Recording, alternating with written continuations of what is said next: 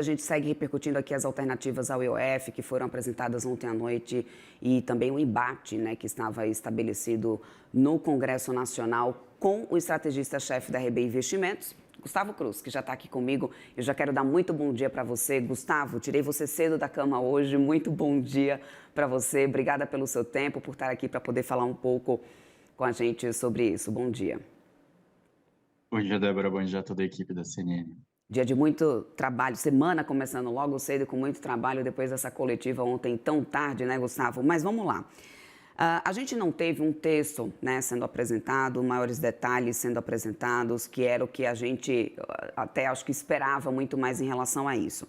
Mas nas entrelinhas a gente já conseguiu tirar ali, primeiro de tudo, uma recalibragem do decreto do IOF, no que diz respeito a taxar produtos que antes eram isentos, como LCIs, LCAs. Essas sinalizações nesse momento devem acalmar o mercado, pelo menos em relação a esse tipo de tributação, como espera ou como indicou o próprio ministro da Fazenda, Fernando Haddad, porque para ele isso traz uma medida de compensação? Ou você acha que isso deve, na verdade, trazer uma maior aversão e preocupação do mercado nesse momento? Porque até então eram títulos que eram isentos e a gente tem agora como proposto pela Fazenda como uma medida de compensação. E isso é positivo ou negativo na tua visão, Gustavo? Bom, eu entendo que o aumento de impostos como um todo, ele é no sentido de enfraquecer a atividade. Ele vai fazer com que as pessoas e as empresas desempenhem um pouco menos, tenham menos propensão a consumir em última instância. Então, diante disso, o mercado pode interpretar assim como uma questão do IOF, que isso vai esfriar a economia, ajudando o Banco Central talvez a não precisar subir muito mais a taxa de juros, o que levaria a inflação para patamares menores. Essa é uma forma de interpretar. Por outro lado, claro, pensando mais a médio prazo, aí talvez uma crítica maior do mercado financeiro sobre, mais uma vez, a ausência de qualquer anúncio de corte de gastos, qualquer medida nessa direção que tenha pelo menos sido discutida.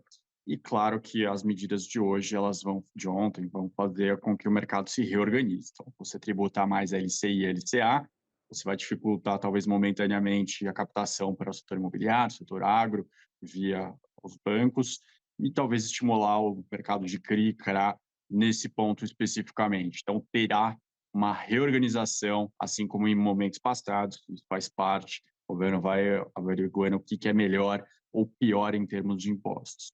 Uhum. Nessa situação de afetar, por exemplo, o setor do agronegócio, que tem sido, né, aliás, o grande motor da nossa atividade econômica, dá para poder a gente ter uma dimensão do que poderia ser o impacto desse para esse setor especificamente, através de uma tributação como essa, dessas letras do agronegócio, Gustavo? Eu acredito que tenha sim um impacto, vai ter uma pressão até maior para que o plano safra seja mais contemplativo, mas de qualquer forma, é claro que o agro ele está cada vez mais próximo do mercado financeiro, no sentido de buscar alternativas de financiamento. Então, como eu mencionei, a gente pode ter mais CRAs adiante, mais FIAGROS, outras tentativas de busca de captação do setor agropecuário via mercado financeiro. A gente vê nos últimos 10 anos um crescimento muito grande do mercado de capitais como um todo. Fica menos dependente dos grandes bancos, nesse sentido da LCS, LCA, e talvez mais propenso a pegar recursos com gestoras ou com bancos médios ou bancos especificamente focados na emissão de dívida para empresas. Então, talvez a gente tenha essa modificação, essa nova, com esse novo anúncio, mas como o presidente Hugo Mota falou, ainda precisa mostrar para o presidente Lula, ainda precisa ser discutido com outras lideranças, como você bem colocou, Débora, ainda não tem um texto oficial. Até ter o texto, a gente não tem tanta certeza assim do que vai ser aprovado. Nas opções dadas ali nas entrelinhas, também nessas entrevistas, e também já era algo sendo mencionado por alguns parlamentares, a gente tem a taxação das bets, Gustavo. Quem ganha e quem perde com o fim da isenção das bets? Bom, acredito que as empresas de bets, elas já estão em um nível de arrecadação que, dependendo da estimativa, vai de 70, 80, até 90 bilhões de reais por ano. Não é um valor desprezível.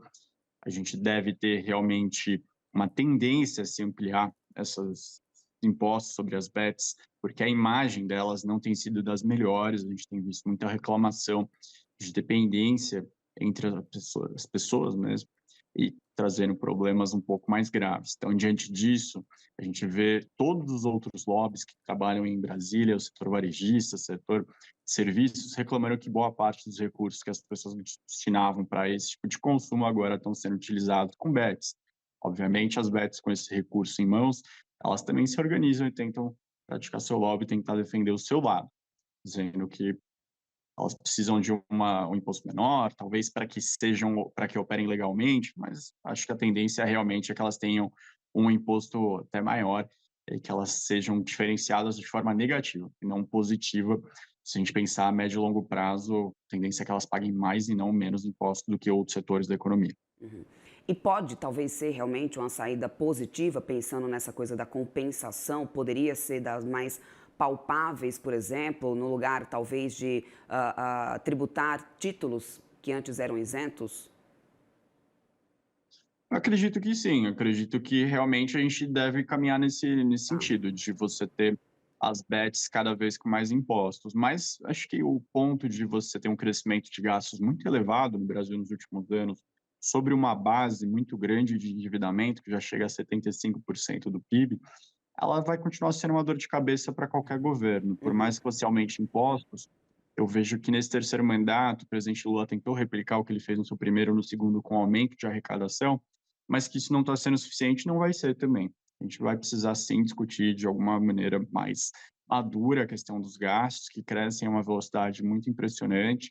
Às vezes, claro, o benefício ele é visando uma parcela da população que é mais carente, como a gente pensa no ganho real do salário mínimo, mas acaba beneficiando outras estruturas que se alimentam desse tipo de reavaliação anual, de quanto que vai variar para cima ou para baixo, e acabam puxando gastos de outras esferas. Então, diante disso, vai ser improvável que essas medidas anunciadas ontem resolvam de uma vez a questão e que a gente vá conseguir chegar para as agências de rating, para o mercado financeiro e falar: vamos fechar o ano no 0 a 0, vamos ter um superávit no ano que vem. Isso ainda não se desenha com essas medidas anunciadas ontem. Eu falei contigo sobre as LCAs, eu queria mais detalhamento também, que a gente pudesse entender um pouco mais de impacto para as LCIs.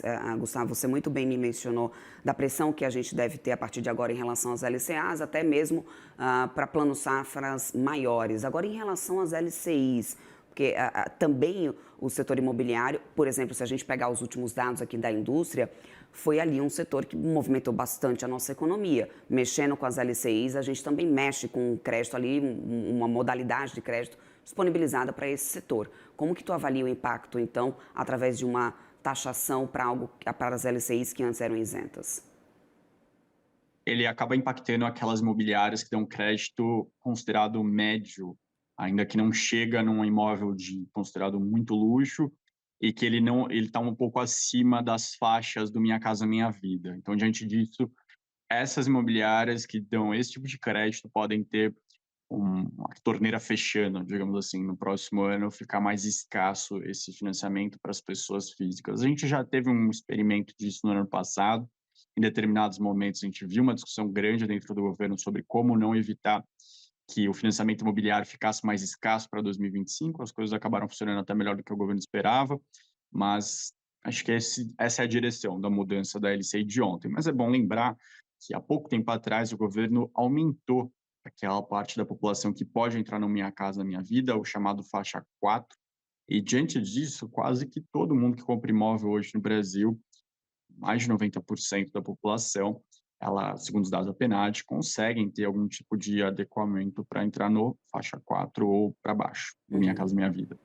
Então, essa seria ali a fatia mais afetada nessa situação, né? Bom, Com agora vamos certeza. lá, um outro assunto que é bastante, que foi bastante debatido, né? Causou uma grande pressão até do próprio presidente da Câmara do Gumota, que foi a questão do risco sacado, Gustavo.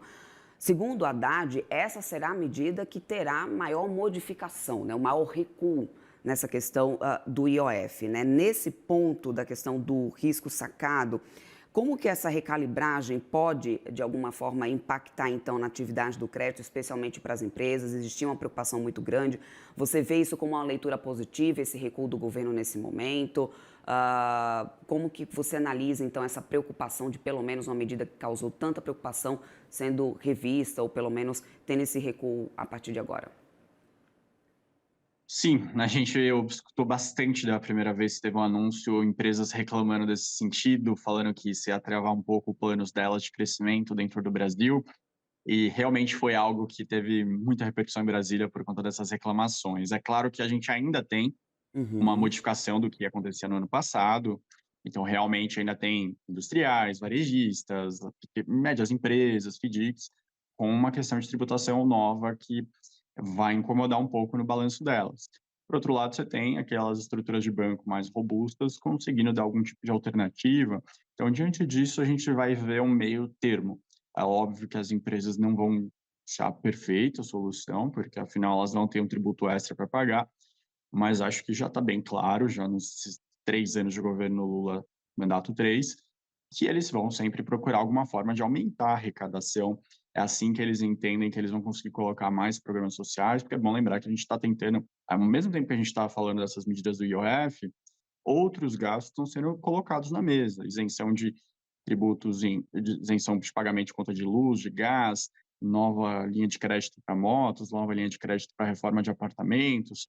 O governo procura dar um aumento de impostos, mas ao mesmo tempo continua crescendo a questão de gasto. Então, diante disso, esse tipo de medida vai continuar surgindo, tá? Agora, Gustavo, vamos lá, entrar no que é o calo do sapato, né, desse governo, que é a questão de medidas estruturais que realmente mexam, né, com o corte de gastos, que cheguem realmente a corte de gastos efetivos. Ontem, em relação a gastos primários, a Haddad voltou a citar pautas, temas que já andam ali, tramitam no Congresso, questão de aposentadoria, aposentadoria dos militares, super salários. Eu entendo que realmente são custos elevados, que realmente tem esses dois pontos, realmente trazem uma grande preocupação nesse momento. Mas também encontra muito entrave no Congresso, ou seja, essa realmente é a única via de se rever gasto primário. Qual que é a leitura que a gente pode fazer de, ao mesmo tempo, mesmo tendo uma fala do ministro sobre isso, por outro lado, não ver tanta motivação, porque a gente já vê debates antigos e que isso não destrava, né? Ou seja, tira toda e qualquer potencial que a gente poderia ter nesse momento para se fazer qualquer tipo de reforma estruturante? Acredito que sim, fica bem mais difícil. A gente já tem desde o mandato anterior, em que o ex-presidente Bolsonaro também não teve uma base muito grande dentro do Congresso, assim como o Lula não tem, uma dificuldade de trazer medidas que sejam um pouco mais impopulares. E, lógico, existe uma filosofia atual de aumento de impostos, e não de revisão de gastos. A gente só vai voltar lá no Temer e identificar uma grande filosofia de revisão de gastos. Mas é bom colocar que não existe uma bala de prata, não é que você tenha uma reforma que vai resolver totalmente o desequilíbrio fiscal do Brasil. Hoje em dia são vários temas pequenos espalhados para tentar se equilibrar. Infelizmente, a questão da reforma da Previdência dos Militares, a lei dos supersalários, ela foi colocada em dezembro e de lá para cá a gente observou mais medidas no sentido contrário, ou seja, o sistema judiciário tentando se blindar dessa possível lei de supersalários. Num país em que a PNAD mostra que 90% dos brasileiros ganham menos de R$ 3.500, a gente tem cerca de 20 mil pessoas ganhando mais do que o teto constitucional, achando que isso é normal e que eles precisam se blindar. Então, realmente, é uma distorção que eu acho muito absurda existir no Brasil, mas que uma parcela muito bem articulada em Brasília consegue ter acesso para evitar. Mas tirando esse ponto, a gente vai ter sim novas buscas por reformas, como por exemplo a reforma administrativa, que vem amadurecendo. Então a gente tem uma tendência a ter uma escala maior, então não chegar e ter um crescimento muito grande, muito rápido dentro do serviço público, como acontece hoje.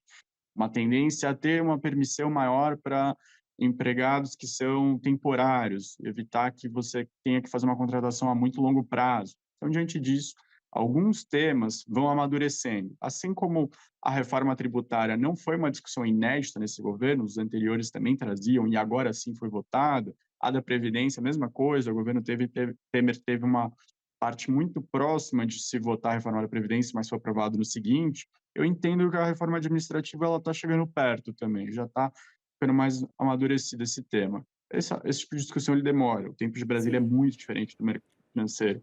mas a gente torce para que a gente chegue num equilíbrio, porque a gente já tem um nível de endividamento muito alto, que penaliza o custo de captação de dívida do Brasil e das empresas do Brasil também. Uhum.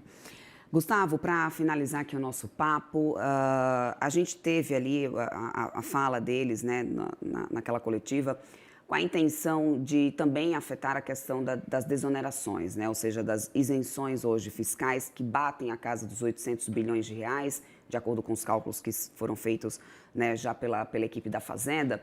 E nas falas ali deles, eles mencionaram a possibilidade de corte de pelo menos 10%, né, desse valor de isenção fiscal.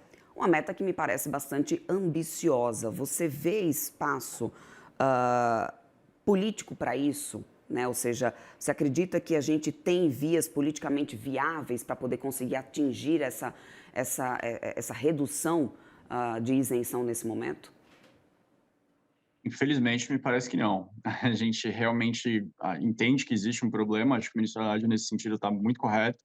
A gente viu esse ano, em 2025, a dificuldade que foi retirar o PERSE, que é aquele programa de incentivo para o setor de serviços, de shows, eventos, para a pandemia, corretamente colocado no primeiro momento, mas que era justamente isso, para ser algo transitório e não durar para sempre. Mas justamente no Brasil, a gente tem muita dificuldade de se retirar um incentivo momentâneo.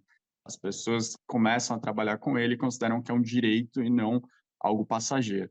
Então, diante disso, a gente tem, sim, vários setores, setor químico, setor farmacêutico, que tem muitos benefícios. A gente tem a Zona Franca de Manaus, que eu acho bem improvável que ela seja colocada dentro desses 10%. Sempre que tem alguma modificação em isenção tributária, existe um ponto e vírgula, menos é a Zona Franca de Manaus, você tem o agro com diversos incentivos. Esses setores seriam talvez aqueles que seriam mais mirados para essa redução do Haddad. Aqueles que já operam sem nenhum tipo de incentivo seriam possíveis setores que ganhariam com essa modificação. Mas acredito que sim, que a gente tenha que olhar novamente para isso. Por exemplo, a gente teve uma mudança muito grande com o fim da obrigatoriedade do pagamento do imposto sindical alguns anos atrás, mas o outro lado nunca foi olhado, virou uma caixa de Pandora mesmo, o sistema S, que também leva cerca de centenas de bilhões de reais por ano, sistema SES, Senai, todos esses do sistema S nunca foram debatidos de forma muito transparente. Acredito que nesse ponto, infelizmente, você faz uma provocação muito justa, é muito improvável que se faça uma grande revisão, mas tem nesse quesito muita necessidade, sim. Ótimos pontos, excelentes análises. Gustavo, quero muito agradecer a tua participação aqui conosco. Certamente a gente ainda deve falar bastante sobre isso, a gente ainda deve voltar a se falar bastante sobre isso. Muito obrigada, uma ótima semana para você. Bom dia, boa segunda-feira por aí. Para você e toda a equipe também, muito obrigado pelo tempo e uma ótima semana. Até mais, tchau, tchau.